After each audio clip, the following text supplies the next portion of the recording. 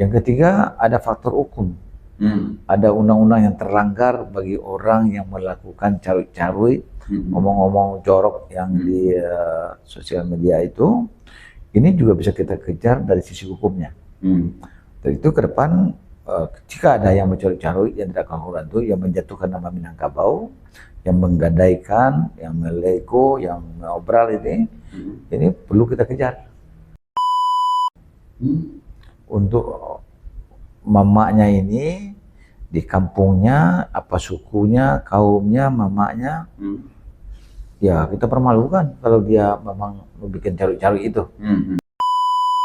Orang Minang ini sebetulnya secingkak-cingkak orang Minang. Non sholat pasti bisa.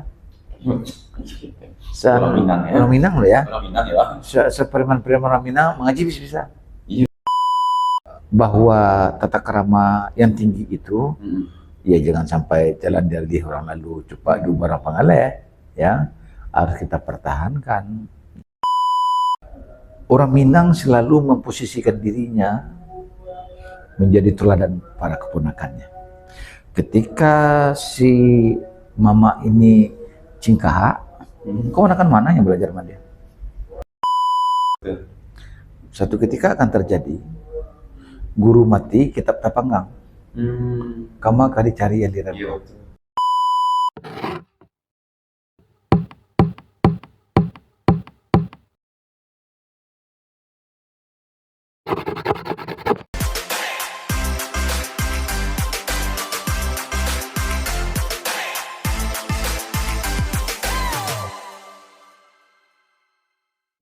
Bismillahirrahmanirrahim. Assalamualaikum warahmatullahi wabarakatuh. Dan sana salut kesadanya dimanapun berada, baik itu di kampung, di rantau. Kami hadir balik jika bersama salah seorang tokoh adat kita.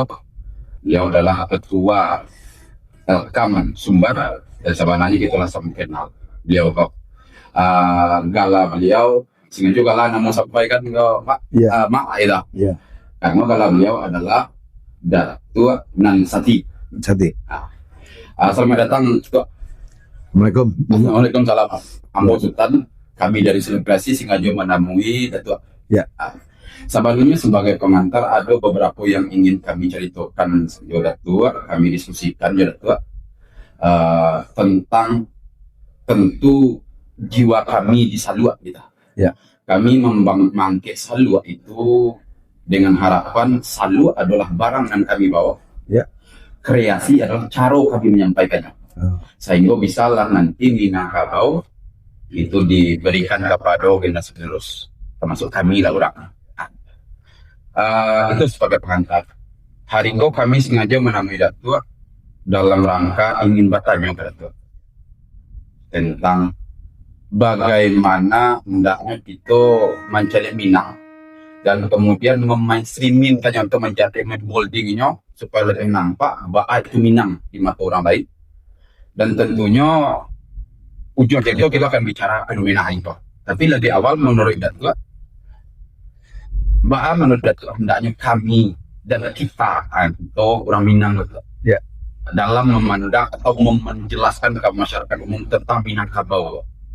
Apakah Minang baik atau tidak, atau inilah seperti itu apa menurut Datuk? Kan pernah kita orang Minang mau mengangkat Minangkabau ini menjadi DIM, daerah istimewa Minangkabau. Tentu ada yang istimewa, mulai dari matriarkatnya, garis ibunya. Di Republik ini, di dunia ini yang matriarkatnya cuma ada 3. Satu di Minangkabau, satu lagi Israel, satu lagi dia di India. Dia cuma suku kecil. Bahwa garis ibu ini, matriarkat ini suatu hal yang sangat luar biasa. Yang kedua, hadis pun mengatakan kepada siapa kamu kita berbaik, pada ibumu, pada ibumu, pada ibu, pada ayahmu. Sampai hari ini tidak ada satu ayah yang memprotes hadis ini. Saya 99% mencari nafkah. Tapi tetap juga saya bilang sama anak saya, nak, ibumu lah nak yang berjasa padamu. Ya. Yang ketiga, di Minang ini ada pepatah mengatakan, kemenakan baraja ke mama, mama baraja ke penghulu, penghulu baraja ke mufakat, mufakat baraja ke nanbana, yang benar Allah sendirinya. Di sini tidak barajo loh ya, tapi baraja, belajar. Jadi mama ini teladannya keponakan, penghulu teladannya mama, mufakat teladannya para penghulu, nanbana, nan benar teladannya mufakat. Orang Minang selalu memposisikan dirinya menjadi teladan para keponakannya. Ketika si mama ini cingkaha, keponakan mana yang belajar sama dia? Ketika kita di warung kelakar mama kita, ketika kita datang dia diam gitu. Dia memposisikan dirinya. Jadi di Minangkabau tidak barajo, ya, tetapi memberikan teladan. Jadi Rasulullah pun mengajarkan tentang teladan. Yang tinggi pada Rasulullah itu kan teladan. Nah, di ranah Minang ini, inilah dia ranah Minang. Ya, pernah menjadi ibu kota Republik ini, Bukit Tinggi. Ya, apalagi makanannya juga enak dengan rendangnya. Inilah, ya, inilah yang kita usulkan, bahwa demokrasi di Minangkabau ini sebetulnya pemerintahan terkecil di Republik ini ada di Minangkabau. Seorang dato punya manti, punya dubalang, punya malin, punya labai, punya menteri agama, punya menteri dalam negeri, punya panglima perang, dubalang, pertahanan, ya, dan komunikasi dan sebagainya. Dan itu sudah ada di Minangkabau. Dan itu demokrasi semuanya. Pengangkatannya apa semua demokrasi. Di Minangkabau ini saking demokrasinya, mau makan saja, makan ini udah lapar semuanya, makan udah terhidang, pasti udah setuju semuanya makannya. Itu pun didemokrasikan dulu. Bahan tujuan, yo aku lah terhidang, yo kok makan kuah. Kami dia dulu bertiga berampe, sih kami payun dulu, payunus dulu, jawab cukup. Begitulah Minangkabau. Suatu hal yang pasti disetujui, itu pun perlu dilewan dulu, didemokrasikan. Nah, jadi Minangkabau ini adalah moyangnya, kakeknya demokrasi. Ya, nah. Dari itu ke depan setiap orang Minang mempunyai tanggung jawab di bahunya untuk menjaga nama Minangkabau. Apakah di Minangkabau sendiri maupun di perantauan. Dari itu hendaknya tidak bisa disebut dia orang Minang ketika dia tidak menunjukkan teladan, tidak menunjukkan bertutur kata kah, bertingkah laku kah, ya. Di Minang ini kalau kita melakukan sesuatu yang tidak sesuai dengan norma agama, dibuang sepanjang adat, ya, baik di negari maupun di Minangkabau sendiri. Dari itu saya berharap memang kita ini sebagai warga Minang, pertama sekali harus bangga dengan Minangkabau. Yang kedua, berupayalah terus menjaga harkat martabat Minangkabau di mana saja kita berada. Yang ketiga, berikanlah teladan ke anak keponakan kita. Yang tadi itu keponakan beraja ke mama. Mama ini tempat berajanya keponakan, penghulu tempat berajanya para mama. Begitu.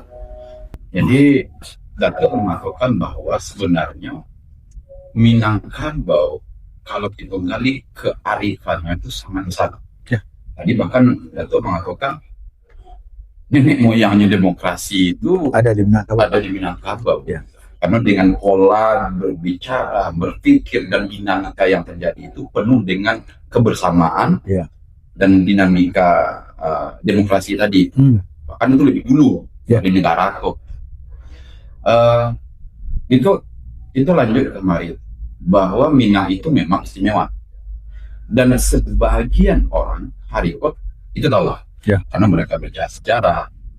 Tapi ada juga kemudian orang-orang yang hanya berhenti pada kata-kata nostalgia. Nah, gitu. Sebagai contoh, kalau dalam bahasa Minangnya, yang gayen ayo, gayen ayo kita. Itu seakan-akan yang mengatakan orangnya dulu, bukan hari itu. Oh dulu ada tokoh-tokoh pendiri bangsa berasal dari Minangkabau, bahkan lebih dominan.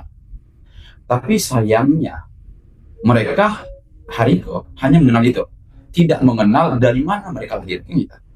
Bagaimana hendaknya menurut Datuk menyampaikan kebudayaan Minang tadi itu kepada kami lah generasi penerus. Ya. Tadi ada contohnya kayak baca nyanyi itu turun dari tiap-tiap tingkatan. Selain itu apa yang mungkin kita lakukan Tuan supaya kebudayaan kembali? Ya, kita kan berupaya juga masuk kepada kurikulum pendidikan. Belajar kita dulu ketika saya jadi lurah di negeri ini, di Padang ini, ada namanya Asmaul Husna. Asmaul Husna ini bergemar, hanya sepertandingan aja cuma. Sekasih hadiahnya besar. Pagi, sore, siang, malam belajar menghafal Asmaul Husna dia. Petata petitih itu hendaknya kita pertandingkan saja. Untuk memaksa orang berlatih. Ada kan event, kasih hadiah besar. Ya. Kalau tidak ada PON, ada orang TC hari ini. Tidak ada MTQ, ada orang berlatih irama hari ini. Berlatih tajwid ada kah? Gak ada. Ada kan event. Dan itu pemerintahan kabupaten kota, termasuk gubernur, hendaknya membuat atau mengadakan pertandingan tingkat SD kah, SMP kah. Banyak sekali kita, budaya kita. Ada seorang mama yang meninggal, bahwa cara mencabik kainnya nih, bahwa suruh adatnya, bagaimana dikiceng ke bako ya, anak pisangan harus hadir di situ, ya. Dari itu termasuk utang piutang mereka. Nah, ini perlu kita pertandingkan, petata petitih, anak turun mandi kah, anak jadi nak daruh kah, kayak merapulai kah, ya, sebuah pertemuan peminangan kah. Kalau ini dipertandingkan per satu kelas, anak SMP misalnya ya, 15 orang, ada yang bertindak sebagai datu, ada yang mudo, jadi manti, jadi mendokandu, dengan pakaian sekalian. Pasti akan lengket dalam hidupnya. Alhamdulillah hari ini seperti Wali Kota Padang ada namanya Semat Surau. Bagaimana surau ini menjadi kegiatan masyarakat. Dipasang internet di sana, kok bikin PR, bikin apa kerjaan di situ. Jadi surau ini menjadi familiar dengan oleh mereka. Dan itu juga dengan saya salah satu yang saya cemaskan. Seperti silat gitu ya. Silat ini aliran banyak sekali di Minangkabau ini. Betul. Satu ketika akan terjadi guru mati, kitab tapanggang. Kama kadi cari aliran. Guru lah mati, kitab tapanggang. Kama kadi belajar alai. Salah satu caranya, ya dia ada kala-kala gelanggang silih berganti, dia ada kala tentang pertandingan tradisional silat dengan segala alirannya. Kalau ini saja dijadikan kurikulum wajib di sekolah, ini kan gerakan luar biasa. Dari itu jangan sampai ini punah. Katakanlah di Pariaman ya, Pariaman itu ada indang. Indang itu menyampaikan pesan-pesan. Dan jumlah banyak. Yang punya laga-laga kayak Pariaman itu cuma orang Pariaman aja, Pariaman. Tidak ada di kota lain. Ya. Sementara di Solo, di Tanah Datar, Payakumbuh ada Semarantang, ada Randai, ada Rabab, ada Selawat Dulang. Ini perlu lagi kita gairahkan agar mereka mengenang. Jadi saya selaku Ketua Elkam, saya sedang memasukkan memang kurikulum ini kepada anak-anak, bagaimana dia bisa menghafal pantun-pantun. Pantun itu kan banyak pula, pantun adat, ada pantun persahabatan, ada tanggung kelakar, ada tanggung jenaka, ada pantun agama dan sebagainya. Dari itu kalau saja ini kita mulai kembangkan, maka hal-hal yang tidak kita inginkan mulai hilang ya. Jangan sampai mati pohon di karakok, ya, di benalu. Karena benalu ini berupaya tumbuh hinggap di sebuah pohon. Tapi karena dia meluas membesar, akhirnya karakok anugerahnya aja lah, benalunya aja yang penuh di pohon itu. Nah, inilah upaya kita melalui pendidikan. Jadi itu Nio mengatakan bahwa harus ada sinergisitas antara pemerintah, yang kemudian sebenarnya kan itu ada satu pandangan bahwa di Minang itu kan ada 3 posisi yang tidak lepas dari satu pribadi. Mungkin kami selalu membicarakan seorang manusia ketika dipanggil negara namanya rakyat, ketika dipanggil oleh adat namanya mama atau kemenakan, atau dipanggil oleh agama umat. Tapi orangnya masih satu. Ya. Tapi sinergisitas 3 sistem kok penting. Halo. Itu yang kata Dato tadi, kenapa tidak dicoba dibumingkan dengan cara event-event yang sebenarnya bukan itu tujuannya, tapi supaya mereka kenal. Memaksa dia berlatih.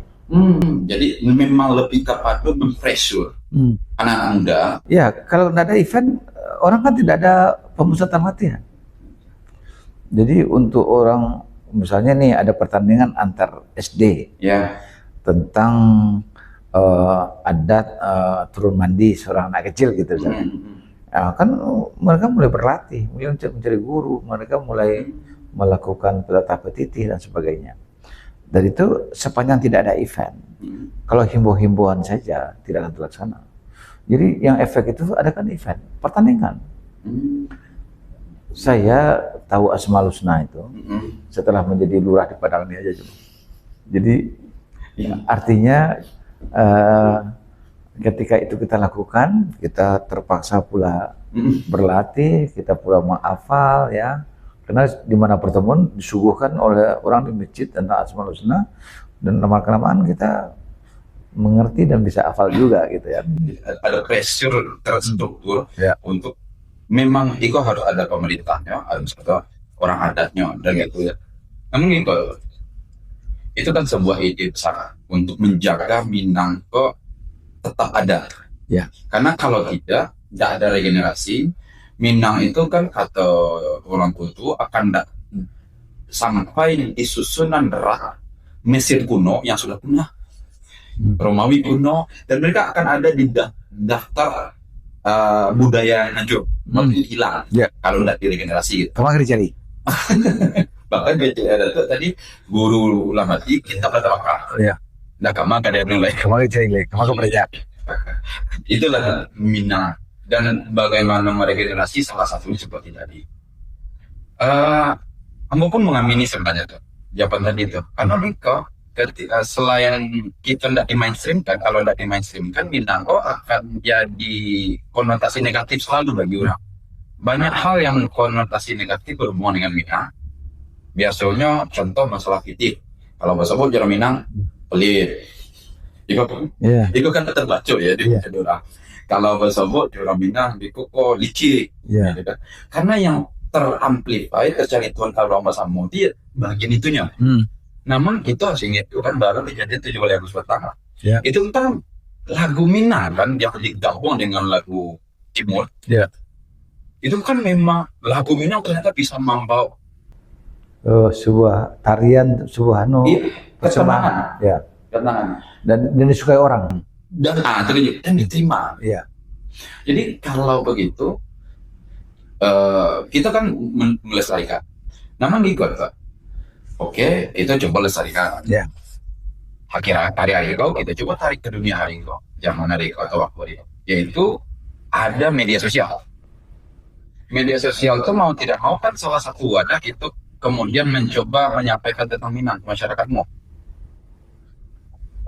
Bagaimana hendaknya kita sebagai orang Minang menyampaikan Minang itu kepada para penonton kita, Karena kita memang juga menginginkan identitas Minang itu disampaikan dengan baik dan benar ya. Bagaimana supaya penyampaian tadi itu menurut kita caranya bagaimana? Cara menyampaikan Minang di media sosial. Kami itu kan media hari kok. Ya. Ya tadi, kan ada musik, ada kesenian, ada budaya. Mungkin pesan-pesan itu bisa kita lakukan juga. Tetapi Minang ini secara universal, alam tak kemauan jadi guru. Mereka tidak harus belajar fokus, tetapi dari kehidupan sehari-hari, makanya adat disinikan syarak disinikan kitabullah. Kehidupan sehari-hari kita itu adat kita itu adalah syarak itu. Syarak itu ya agama. Jadi tata krama kehidupan kita, tidak boleh bercakap kasar kepada orang lebih tua atau pada orang tua kita. Ada jalan mendaki, jalan melereng, jalan menurun, dan jalan mendata. Kan ada. Artinya tidak semuanya pukul rata saja. Kalau orang Eropa, ibunya panggil you juga kan, panggil kamu juga, kan? Kita kan nggak panggil kamu sama ibu kita. Ya. Jadi bahwa tata krama yang tinggi itu, ya jangan sampai jalan di orang lalu cepat dua pangaleh, ya harus kita pertahankan. Karena ya kehidupan sehari-hari ya seperti saya bilang tadi, nang kuri kundi nang merah sago, nang baik budi nang indah baso. Orang Minang harus berbahasa yang baik, orang Minang harus bertata krama yang baik. Sebetulnya ketika kita bertata krama yang baik, ya kan ada pepatah lain mengatakan bahasa menunjukkan bangsa, ya. Jadi dalam bentuk yang besar. Tapi dalam bentuk yang kecil itu tutur kata kita menunjukkan pribadi kita. Ya. Jadi ketika kita bertata tutur yang baik, pasti menyelamatkan kita. Ketika kita bertata tutur buruk, pasti mencelakakan kita. Apa sajalah yang kita bikin buruk, itu kan balik pada kita. Allah bilang gitu. Putan baik makan baik untukmu, putan buruk makan buruk untukmu. Dari Minangkabau itu yang pertama sekali diajarkan tutur kata. Yang pertama sekali diajarkan itu ada akhlak, budi pekerti, ya, bahwa kita ya panggil ke kakak kita aja nggak boleh panggil namanya, panggil udah, panggil uni kita, ya diajarkan dari awal itu, ya. Kehidupan sehari-hari juga begitu, cara makan, duduk, dan pokoknya belum boleh selesai kalau yang lain belum selesai, apa ya. Banyak tata krama yang itu adalah sendi-sendinya Minangkabau, ya, termasuk juga berpakaian, tidak boleh bentuk pakaian, ya, dan kapan dipakai. Dalam Minang, ya, orang Minang ini sebetulnya secingkak orang Minang, dan sholat pasti bisa. Orang Minang, ya. Orang Minang loh ya. Orang Minang ya. Sepreman-preman orang Minang mengaji bisa. Iya. Ya, kayak apapun lah dia anunya, cingkahnya preman gitu, so ngaji bisa dia. Ya, semua yang bisa dia. Dan itu fondasi ini diterapkan dari awal, dari kecil, dari muda ke surau dan sebagainya. Dan itu tatapan kehidupan Minangkabau ini perlu sekali sebagai bentuk pembentukan pada generasi kita. Dalam bahasa juga gitu. Saya salah satu yang secemaskan bahasa Minang ini hilang gitu. Ya. Ketika hari ini kan di rumah orang bahasa Indonesia pula. Iya betul. Tugas kita lah bersama-sama bagaimana Minangkabau ke depan kita pertahankan, dan kita Bali punya apa? Indah mana Bali dengan Sumatera Barat? Ini Sumatera Barat, hutannya lebat, gunung, ada danau, ada sungai, ada pulau, ya. Budayanya, besar sekali, tinggi. Makanannya mana Bali dengan mana? Dunia mengakui. Dari itu bahwa Minang ini, saya juga menghimbau ya kepada pemerintahan, Bapak Bupati, Wali Kota dan Gubernur, bahwa ketika kita jual tentang budaya Minang, oh banyak wisatanya. Tinggal kita peradaban kita melayani orang dan sebagainya perlu ditambah, ditingkatkan. Ya. Kalau alamnya bagus, makanya indah, budayanya bagus, sehingga Minangkabau ini tidak mungkin dia bangkrut. Dia pintar berdagang, dia pintar bikin masakan, dia pintar melakukan sesuatu. Dari itu saya memang selaku ketua Elkam, bagaimana budaya ini jangan terputus kepada generasi kita. Terakhir menanggapi media sosial sebagai media. Yang tadi kan di awal disampaikan bagaimana kita menyampaikan, mendelivery cerita Minang dengan nilai-nilainya kepada generasi selanjutnya, itu kan salah satu tentu melalui media sosial tadi. Dan disampaikanlah seperti tadi bahwa kita punya hal besar. Namun fenomena akhir-akhir bagaimana Datuk memandang sebagai seorang Datuk dan kemudian sebagai pemangku amanah. Akhir-akhir media sosial itu sedang disibukkan dengan adanya para kreator-kreator Minang yang kemudian mencoba menyampaikan dan berdiskusi dengan gaya mereka dan membawa Minangnya tapi dalam bentuk negatif. Mungkin ada yang baca mungkin ada yang mengamini dengan macam-macam hal yang kemudian memang konotasinya negatif. Mungkin mereka pun berdalih di sekolah kami cerita dan banyak hal. Tapi intinya sekarang sedang booming pembicaraan bahwa konten kreator Minang itu, maaf kalimatnya, rendah value sebagian oknum tuh. Bagaimana Elkam dan Datuk sebagai personal pun menanggapinya? Pertama sekali saya harus menanggapi ini secara profesional. Satu, kita tunjuk ajarin mereka, kita kalau dia nak mau, ya kita cari mamaknya. Untuk mamaknya ini di kampungnya, apa sukunya, kaumnya, mamaknya, ya kita permalukan kalau dia memang membuat caruk-caruk itu. Yang ketiga, ada faktor hukum. Ada undang-undang yang terlanggar bagi orang yang melakukan caruk-caruk, ngomong-ngomong jorok yang di sosial media itu. Ini juga bisa kita kejar dari sisi hukumnya. Dari itu ke depan, jika ada yang mencaruk-caruk yang tidak kongruan itu, yang menjatuhkan nama Minangkabau, yang menggadaikan, yang melego, yang ngobrol ini perlu kita kejar. Agar apa? Agar mereka, kalau terjadi gempa nih, Sumatera Barat, total kerugian kita 10 triliun, terukur 10 triliun ya. Tapi kalau dengan ini bisa-bisa 100 triliun kerugian kita. Nggak bisa, generasi. Ya nggak bisa dikuruskan ini. Yang lebih daripada itu, pelaku-pelakunya besok, siapa tahu pelakunya besok menjadi wali kota, jadi bupati, jadi DPR. Orang buka lagi ketika ada caruk-caruk ini, anak si ini, dia padahal mempunyai peluang untuk itu. Dia udah sadar, 10 tahun mendatang dia sadar. Dan dia punya peluang untuk menjadi pejabat itu. Dengan cara ini, sosial media kan tidak bisa dihapuskan. Permanen dia dan orang bisa angkat lagi. Dan itu ini sangat merugikan kepada pelaku. Itu di sisi diri dia. Personal. Ya. Di sisi hukumnya kita akan tuntut nantinya. Karena mencoret nama Minangkabau. Dan kita permalukan keluarga dia, mamanya, sukunya, kaumnya, ya.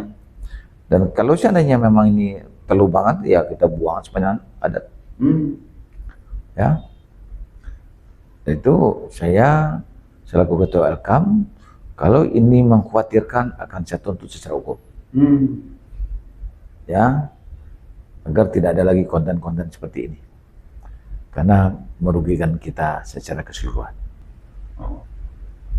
Berarti sebenarnya sebagai pemangku amanah, Datuk mengatakan Itu bukan hal yang main-main. Tidak bisa ditoleransi. Tidak bisa toleransi ya. Tidak bisa. Bahwa mungkinnya akan berdalih kayak tadinya cari makan.